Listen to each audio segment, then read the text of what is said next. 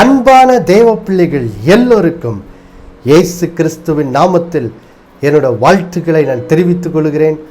பிதாவாகிய தேவனாலும் நம்முடைய கர்த்தராகிய இயேசு கிறிஸ்துவினாலும் உங்கள் எல்லோரோட வாழ்விலும் கிருபையும் சமாதானமும் உண்டாவதாக என்று சொல்லி உங்களை வாழ்த்துவதிலே நான் மிகுந்த மகிழ்ச்சி அடைகிறேன். தேவ பிள்ளைகளே, நாம் கடந்த 2 வாரங்களாக எப்படி ஒரு மனுஷனோட வாழ்க்கையிலே பாவம் பிரவேசிக்கிறது, எப்படி ஒரு மனுஷன் பாவத்தினால் சோதிக்கப்பட்டு சிக்குண்டு அவன் எப்படி பாவத்துக்கு அடிமைப்பட்டு அவனோட வாழ்க்கை எப்படி பாவத்தினால் அழிகிறது என்ற அந்த காரியத்தை குறித்த அந்த தெளிவான போதனை நாம் கடந்த 2 வாரங்களாக என்ன செய்தோம், தியானிக்க ஆரம்பித்தோம். இந்த வாரம் அதை தொடரப் போகிறோம். தேவ பிள்ளைகளே, மறுபடியுமாய் இதற்கு ஆதாரமான வசனமாகிய யாக்கோபு 1ஆம் அதிகாரம் 14 மற்றும் 15வது வசனத்தை நாம் கேட்கலாம். யாக்கோபு 1ஆம் அதிகாரம் 14வது வசனம் மற்றும் 15வது வசனம். அவனவன் தன் சுய இச்சையினாலே இழுக்கப்பட்டு சிக்குண்டு சோதிக்கப்படுகிறான். பின்பு இச்சையானது கற்பம் தரித்து பாவத்தை பிறப்பிக்கும். பாவம் பூரணமாகும் போது மரணத்தை பிறப்பிக்கும். தேவ பிள்ளைகளே, நாம் இந்த வசனத்திலே ஒரு காரியத்தை தெளிவாக கற்றுக்கொள்கிறோம். பாவம் என்பது பாருங்க, நம்ம யாருமே இப்படி சொல்ல மாட்டோம். இந்த குழந்தை டக்குன்னு பிறந்துருச்சு, என்ன திடீர்னு இந்த குழந்தை பிறந்த மாதிரி இருக்குது அப்படின்னு யாரும் சொல்ல மாட்டோம். இல்லை இல்லை இல்லை, குழந்தை பிறப்புங்கிறது பாருங்கள் ஒரே நாளில் உண்டாகிற ஒரு காரியம் இல்லை. முதலாவது பாருங்கள், அந்த குழந்தை பாருங்கள் கற்பந்தரிக்கணும். அப்புறம் அது பாருங்கள் தாயினுடைய கற்பத்திலே அது பல மாதங்கள் வளருகிறது, 9 மாதங்களுக்கு மேலாக வளருகிறது. பின்புதான் ஒரு அழகான குழந்தை என்ன செய்கிறது, பிறக்கிறது. அப்போது பாருங்கள், ஆண்டவர் அதோடு தான் பாவத்தையும் என்ன செய்கிறார், ஒப்பிடுறார். ஒரு மனுஷனுடைய வாழ்க்கையிலே பாவத்தினால் உண்டாகும் அழிவு ஒரே நாளிலே வருவதில்லை. இங்கே வேதம் சொல்லுகிறது பாருங்க, பாவம் என்பது ஒரு குழந்தையை போல தான். முதல்ல அது என்ன செய்யணும், இருதயத்தில் கற்பந்தரிக்கணுமா பாருங்க. அது கற்பந்தரிக்கிறதுக்கு முன்னாடி கூட சில படிகள்லாம் பாருங்கள் பாவம் கிரியை செய்து தான் முதல்ல கற்பந்தரிக்குது. பாருங்கள் வசனம் சொல்லுது, முதல்ல ஒருவன் தன் சுய இச்சையினால் முதலாவது என்ன செய்கிறான், இழுக்கப்படுகிறான். அடுத்தது சிக்குண்டு சோதிக்கப்படுகிறான்.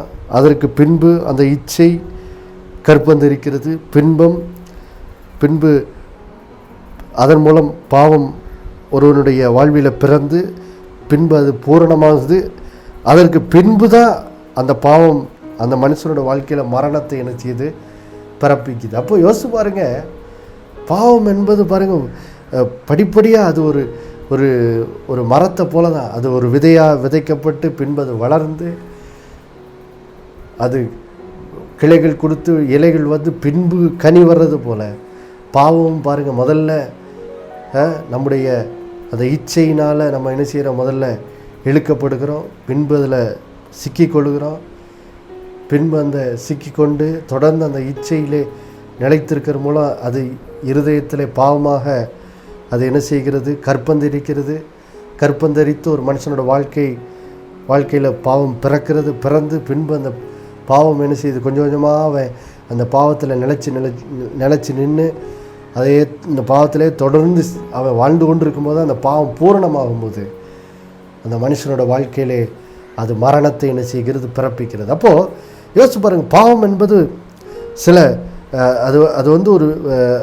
அது வந்து ஒரே நாளில் ஒருவனுடைய வாழ்விலே வந்து விடுவதில்லை. அது படிப்படியாக சில படிகளை தாண்டி தான் ஒரு மனிதன் பாவத்துக்கு என்ன செய்கிறான், அடிமையாகிறான். அப்போது எப்படி ஒரு மனுஷனோட வாழ்விலே பாவம் எப்படி பிரவேசிக்கிறது, அதனுடைய படிகள் என்ன, அதை தான் நம்ம என்ன செய்கிறோம், இப்போ பார்த்து வருகிறோம். நம்ம கடந்த 2 வாரமாக ரோமர் 1ஆம் அதிகாரம் 21வது வசனத்திலிருந்து பாவம் பிரவேசிப்பதற்கான முதல் படி என்னது, அதை தான் பார்த்தோம். ஒருவர் தேவனை குறித்த அறிவை பெற்ற பிறகு அதற்காக தேவனுக்கு மகிமையை செலுத்தி அவருக்கு நன்றி செலுத்தாமல் போகும்போதுதான், நன்றியுள்ளவனாய் வாழாமல் போகும்போதுதான் ஒரு மனுஷனுடைய வாழ்க்கையிலே முதல் படியாக பிரவேசிக்கிறது என்று சொல்லி நாம் முதல் காரியத்தை என்ன செய்தோம் பார்த்தோம். தேவ பிள்ளைகளே, இப்படி பாருங்கள், நீங்கள் ஒரு மனுஷன் தேவன் தனக்கு செய்த நன்மைகளுக்காக எப்பொழுதும் நன்றியுள்ளவனாக வாழாமல் போகும்போது தான் இப்போ தான் பாருங்கள் பிசாசின் சோதனையிலே அவன் என்ன செய்கிறான், சிக்கி கொள்ளுகிறான். பாருங்கள், இப்பொழுது நம்ம பாவம் பிரவேசிப்பதற்கான இரண்டாவது படியை என்ன செய்ய போகிறோம், பார்க்க போகிறோம். அது என்னது, சந்தேகம். தேவனுடைய வார்த்தையின் மேல் சந்தேகம். முதலாவது படி என்னது, கர்த்தரை மகிமைப்படுத்தி அவருக்கு நன்றியுள்ளவனாக வாழாமல் போவது தான் பாவம் பிரவேசிப்பதற்கான முதல் படி. ரெண்டாவது படி என்னது, கர்த்தருடைய வார்த்தையின் மேல் சந்தேகம். இதை புரிந்து கொள்வதற்கு பாருங்கள், நம்ம வேதத்தில் பாருங்கள், மனு குலத்துக்குள்ள ஆதாம் ஏவாள் வாழ்வின் மூலமாய் பாவம் பிரவேசித்த அந்த முதல் சம்பவம் ஆதியாகமம் 3ஆம் அதிகாரத்துக்கு நம்ம என்ன செய்ய போகிறோம், போக போகிறோம். இங்கே தான் பாவம் மனு குலத்துக்குள்ளே எப்படி வந்தது என்பதை குறித்த தெளிவான விளக்கத்தை வேதம் நமக்கு என்ன செய்கிறது, கற்பிக்கிறது. பாருங்கள், இப்போ பாருங்கள் தேவ பிள்ளைகளே, ஆதியாகமம் 3ஆம் அதிகாரம் 1, 2, 3 வசனங்களை நாம் இப்பொழுது வாசிக்க கேட்க போகிறோம். தேவனாகிய கர்த்தர் உண்டாக்கின சகல காட்டு ஜீவன்களை பார்க்கிலும் சர்ப்பமானது தந்திரமுள்ளதாய் இருந்தது. அது ஸ்திரீயை நோக்கி, நீங்கள் தோட்டத்தில் உள்ள சகல விருட்சங்களின் கனியையும் புசிக்க வேண்டாம் என்று தேவன் சொன்னது உண்டோ என்றது.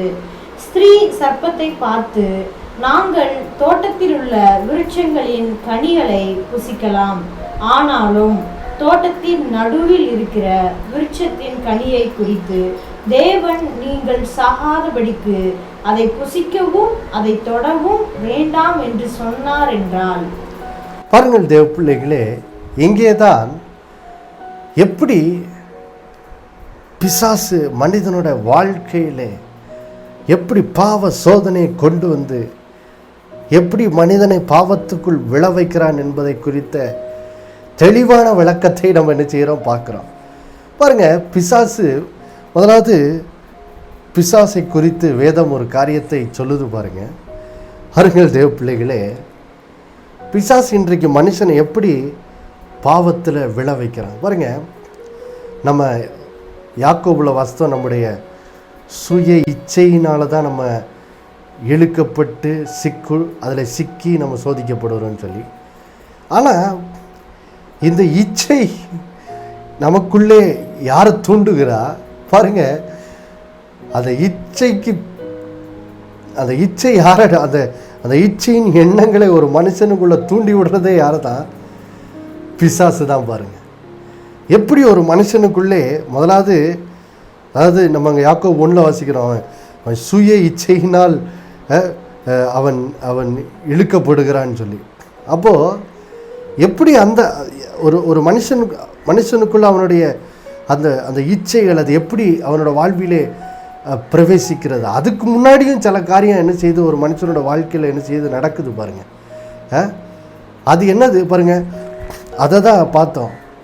முதலாவது நம்ம பார்த்தோம் பாருங்கள் தேவ பிள்ளைகளே, ஒரு மனுஷன் தேவனுக்கு மகிமைப்படுத்தாமல் அவரை நன்றி சொல்லாமல் போகும்போது தான் பாருங்கள் அவனுடைய சிந்தை என்ன செய்கிறது, வீணாக என்ன செய்கிறது, போகிறது என்று சொல்லி நம்ம ரோமர் 1:21 என்ன செய்கிற வாசிக்க கேட்கலாம் பாருங்க. ரோமர் 1:21, ரோமர் 1ஆம் அதிகாரம் 21வது வசனத்தை நாம் வாசிக்க கேட்போம்.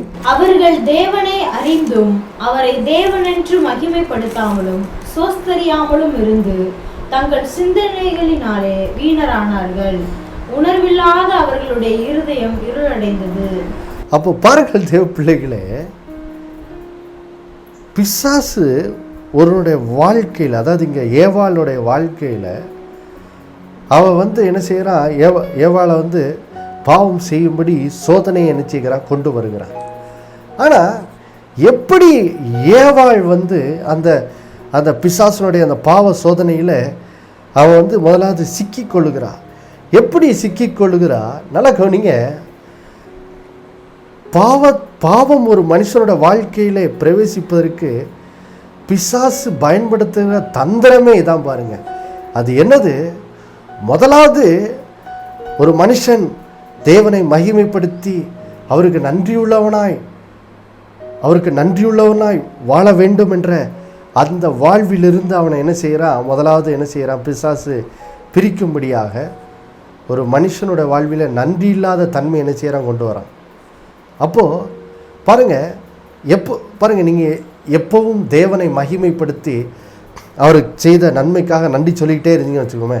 இப்போ எடுத்துக்காட்டுக்கு பாருங்கள், ஒவ்வொரு நாளும் பாருங்கள், நம்ம ஒரு வசனம் வாசிக்கலாம் பாருங்கள். கொலோசியர் 3ஆம் அதிகாரம் 17வது வசனத்துக்கு நம்ம செல்வோம் பாருங்கள். கொலோசியர் 3:17. வார்த்தையினாலாவது கிரியையினாலாவது நீங்கள் எதை செய்தாலும் அதையெல்லாம் கர்த்தராகிய இயேசுவின் நாமத்தினாலே செய்து அவர் முன்னிலையாக பிதாவாகிய தேவனை ஸ்தோத்திரியுங்கள். பாருங்கள் தேவ பிள்ளைகளே, இங்கே ஆண்டவர் எப்படி அவருக்கு ஒவ்வொரு நாளும் நன்றியுள்ளவனாக நம்ம வாழ்வதுன்னு சொல்லி வாழ்கிறதுக்கான ஒரு நல்ல ஆலோசனையை கொடுக்கார். எப்படி நம்ம ஒவ்வொரு நாளும் ஆண்டவருக்கு நன்றியுள்ளவர்களாக வாழ்வது, அதுக்கு ஒரு சின்ன ஆலோசனை எங்கள் ஆண்டவர் கொடுக்கார். ஆண்டவர் சொல்கிறார் பாருங்க, நீங்கள் வாழ்க்கையில் எதை செய்தாலும், வார்த்தையினாலாவது கிரியையினாலாவது நீங்கள் எதை செய்தாலும் அதை என்ன பண்ணுங்க, கர்த்தராகிய இயேசு நாமத்தில் செய்து அவர் முன்னிலையாக பிதாவாகிய தேவனை என்ன பண்ணுங்க, ஸ்தோத்திரியுங்கள் அப்படிங்கிறார். அப்புறம் என்ன அர்த்தம்? இங்கே ஆண்டவர் சொல்கிறார், வாழ்க்கையில் எந்த காரியத்தை செய்யும் போதும் அதை இயேசு நாமத்தில் செய்து பின்பு அதை செய்வதற்கு தேவன், அந்த காரியத்தை செய்வதற்கு தேவன் உதவி செய்ததுக்காக உடனே ஆண்டவருக்கு என்ன செய்ய, நன்றி செலுத்து. உடனே பிதாவாகிய தேவனை இயேசு நாமத்தில் என்ன செய்ய, ஸ்தோத்திரம் பண்ணு அப்படிங்கிறார். அப்படின்னா என்ன அர்த்தம்? பாருங்கள், இப்போ நீங்கள் காலைல எந்திரிக்கீங்க, ஏஞ்சோடனே எந்திரிச்சிட்டேன், ஏதோ எந்திரிச்சு அப்படி சும்மா உட்காரதில்லை பாருங்கள். காலையில் நீங்கள் எழுந்தவுடன், தூக்கத்தை விட்டு விழித்தவுடன், முதல் இது எழுந்து உட்கார்ந்தவுடன் 2 கைகளை உயர்த்தி, பிதாவாகிய தேவனே இயேசுவின் நாமத்தில் இந்த புதிய நாளை தந்தீங்களே, நன்றி ஆண்டவரே அப்படின்னு சொல்லி என்ன செய்யணும், உடனே நன்றி என்ன செய்யணும் சொல்லணும்.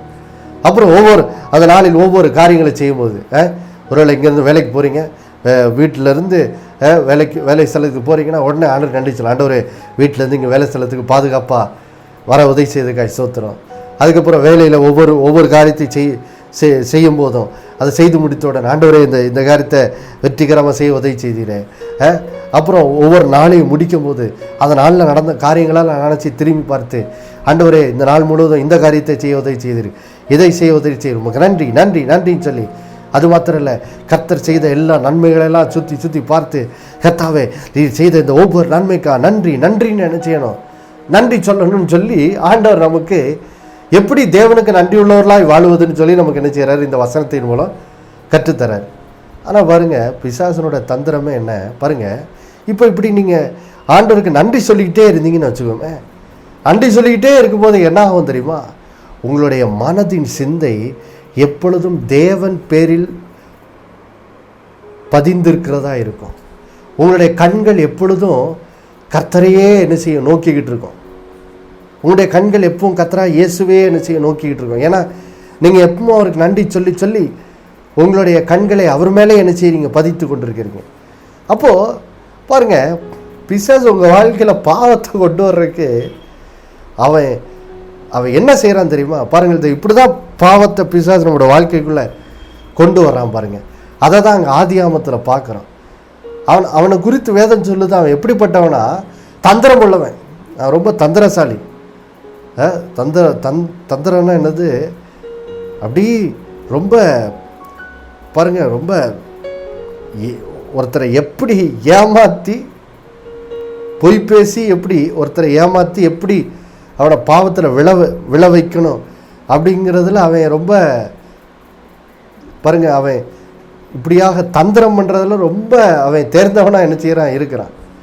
அப்போது யோசிச்சு பாருங்க, பிசாசு நம்மளை பாவத்தில் விழ வைக்கிறதுக்கு அவனோட தந்திரமே எப்படி ஆரம்பிக்குன்னா, இப்போ கர்த்தராகிய இயேசுவையே நோக்கி கொண்டிருக்கிற உங்களுடைய கண்கள் கர்த்தரை குறித்தும் அவருடைய வார்த்தையை குறித்தும் எப்பொழுதும் அவருக்கு நன்றி சொல்லி இப்படி கர்த்தரை குறித்த சிந்தையினால் நிறைந்திருக்கிற நீங்கள் இப்போ நீங்கள் நன்றி சொல்லிக்கிட்டு இருக்க வரைக்கும் உங்களுடைய கண்கள் இயேசுவையே நோக்கி பார்க்குது. உங்களுடைய சிந்தையும் கர்த்தருடைய வார்த்தையை குறித்த சிந்தையினால் எனது நிறைந்திருக்கிறது.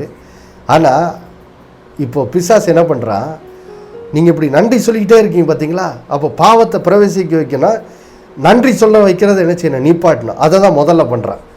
முதல்ல பாருங்கள், நீங்கள் அவருக்கு நன்றி சொல்லி நன்றியுள்ளவனாய் வாழாதபடிக்கு என்ன செய்கிறான், உங்கள் வாழ்க்கையில் கிரியை செய்கிறான். அப்போ அப்படி கிரியை செய்யும்போது என்னாது, எப்போ நீங்கள் ஆண்டவருக்கு நன்றி சொல்கிறத நிறுத்துறீங்களோ அப்போ உங்கள் சிந்தையில் நீங்கள் என்ன ஆயிடுறீங்க, வீணர் ஆயிடுறீங்க.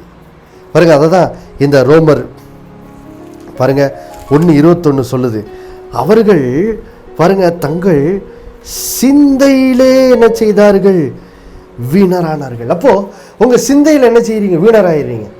வீணரான உடனே இப்போ பிசாசு என்ன செய்கிறா, இப்போ நம்முடைய மனதின் எண்ணங்கள் நம்முடைய மனக்கண்கள் கர்த்தர் மேலே பதிக்கல பார்த்தீங்களா.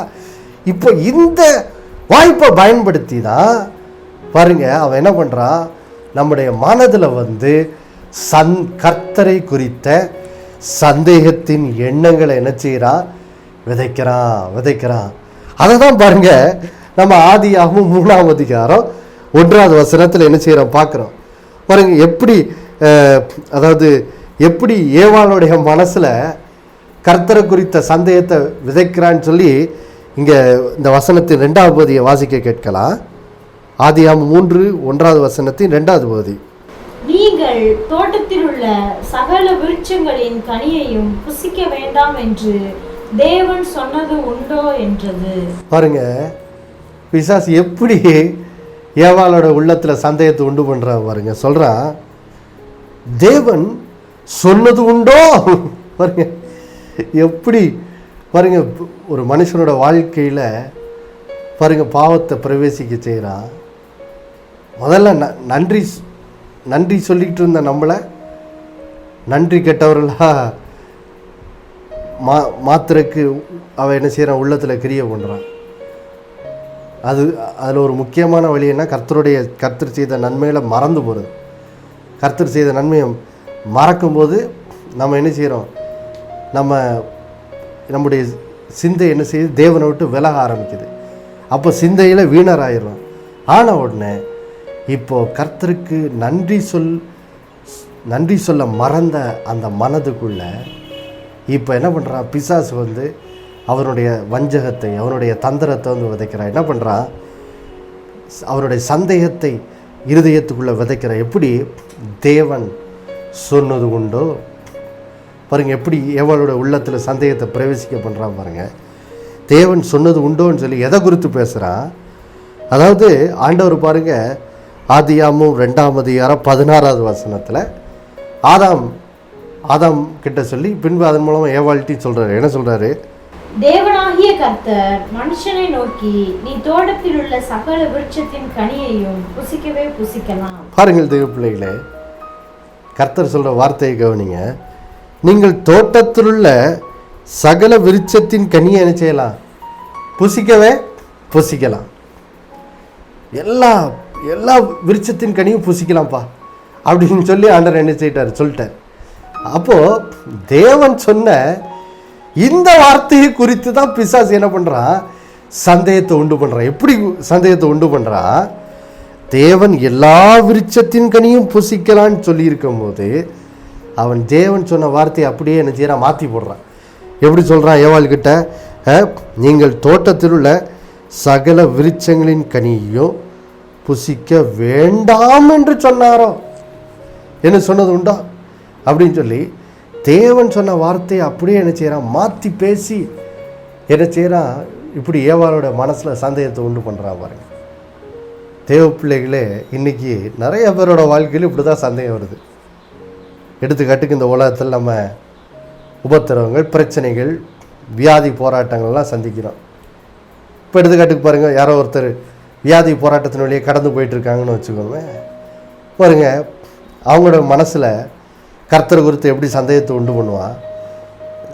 வேதம் முழுக்க, குறிப்பாக மத்தேயு, மார்க்கு, லூக்கா, யோவானில் நம்ம திரும்ப திரும்ப வாசிக்கிறோம்.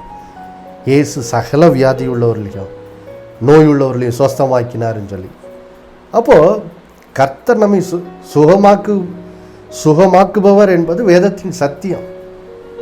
ஒரு நாளும் நம்ம ஆண்டவர்கிட்ட போய் ஆண்டவரே என்னை சுகமாக்குன்னு சொல்லும் போது அவர் நம்மளை பார்த்து சொல்ல மாட்டார், நான் இந்த தடவை நான் சுகமாக்க மாட்டேன் அப்படின்னு ஒருபோதும் சொல்லவே மாட்டார். ஏன்னா அது எப்படி தெரியும்? ஏன்னா இயேசுவினிடத்தில் சுகத்திற்காக வந்த எல்லோரும் சுகத்தை பெற்றுக்கொண்டார்கள். யாரையும் பார்த்து ஆண்டவர் நான் உன்னை சுகமாக்க மாட்டேன்னு சொல்லவே இல்லை. அவரிடத்தில் சுகத்தை பெற்றுக்கொள்ளும்படி வந்த எல்லாரையும் சுகமாக்கினார். அப்போது இதுதான் சத்தியமாக இருக்க பாருங்க. இங்கே தான் அவன் சந்தேகத்தை விதைப்பான் பாருங்க. பாரு, கர்த்தர் சுகமாக்குவேன்னு சொன்னார். ஆனால் பாரு, உன்னுடைய சூழ்நிலையில் அந்த வார்த்தை படி அவர் செய்யலை போல. அதனால தான் நீ ஜெபிச்சு 10 நாள் ஆச்சு. ஆண்டவர் உன்னை எங்கே சுகமாக்கினார்? அவர் ஒன்று சுகமாக்குவேன் என்று சொன்னதுண்டோ அப்படின்னு சொல்லி பாருங்க. தேவன் சொல்லியிருக்கிற அந்த வாக்கு தத்தத்தை குறித்து அவன் என்ன செய்கிறான்? தேவன் சொன்ன வார்த்தைக்கு புறம்பான விதத்தில் பேசி சந்தேகத்தை என்ன செய்தரா உண்டு பண்ணிடுறான். இங்கே ஆண்டவர் சொல்கிறாரு எல்லா விருட்சத்திற்கும் புசிக்கலாம்னு சொல்லி. ஆனால் பிசாசு என்ன சொல்கிறான்? தேவன் புசிக்க வேண்டாம் என்று சொன்னாரோங்கிறான். அப்படியே மாற்றி பேசி பாருங்கள். ஏவனுடைய உள்ளத்தில் தேவனுடைய வார்த்தை குறித்த சந்தேகத்தை உண்டு பண்ணுறான் பாருங்கள் தேவ பிள்ளைகளே. இன்றைக்கி கூட நம்முடைய வாழ்க்கையில் தான் இன்னொரு விதத்தில் இப்படி தான் சந்தேகத்தை உண்டு பண்ணுறான். அது என்னது? அது இஸ்ரேல் ஜனங்களோட வாழ்க்கையில் பார்க்குறோம். இப்போ எடுத்துக்காட்டுக்கு பாருங்கள், நம்ம யாத்ராமம் 15ஆம் அதிகாரத்துக்கு போகும் பாருங்கள். யாத்ராமம் 15ஆம் அதிகாரம். யாத்ராமம் 15ஆம் அதிகாரம். இப்போது நாம் 22வது வசனம் 23வது வசனத்தை வாசிக்க கேட்கலாம். பின்பு மோசே இஸ்ரவேல் ஜனங்களை சிவந்த சமுத்திரத்திலிருந்து பிரயாணப்படுத்தினான். அவர்கள் சூர் வனாந்திரத்திற்கு புறப்பட்டு போய் 3 நாள் வனாந்திரத்தில் தண்ணீர் கிடையாமல் நடந்தார்கள். அவர்கள் மாராவிலே வந்தபோது மாராவின் தண்ணீர் கசப்பாய் இருந்ததினால் அதை குடிக்க அவர்களுக்கு கூடாதிருந்தது. அதனால் அவ்விடத்துக்கு மாரா என்று பெயரிடப்பட்டது.